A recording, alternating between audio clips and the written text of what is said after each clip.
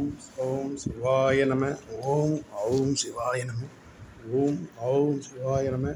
ஓம் I'm சிவாய நம. ஓம் கௌம் சிவாய நம. ஓம் ஸ்ரீம் சிவாய நம. ஓம் ஹ்ரீம் சிவாய நம. ஓம் ஓம் சிவாய நம. ஓம் க்ளீம் சிவாய நம. நமச்சிவாயா. இந்த உடல் உயிரை உருவாக்கியவன் இறைவன் அல்லவா என்று திருமூலர் சுவாமியும் சொல்கிறார். இறைவன் உயிர்களை படைக்கிறான். உடலுடன் உயிரையும் ஆன்மாவையும் படைக்கிறான். தனது வினையின் பயனாக பிறவி ஏற்கச் செய்வதும் அவன்தான். ஆண் பெண் என்ற பிறவி உருவாக்கி காதல் மயக்கத்தை செய்வதும் இறைவன்தான் என்பதை நாம் மறந்துவிடக்கூடாது. ஏடும் திசை எட்டும் சிவன் உடலுயிர் கூடும். அதனால் தேடுகிற திசை எட்டிலும் சிவன் உடல் உயிர் கூடுகிறான். பிறவி குணம் செய்த மானந்தி, பிறவி குணத்தை செய்தவனும் அவன்தான்.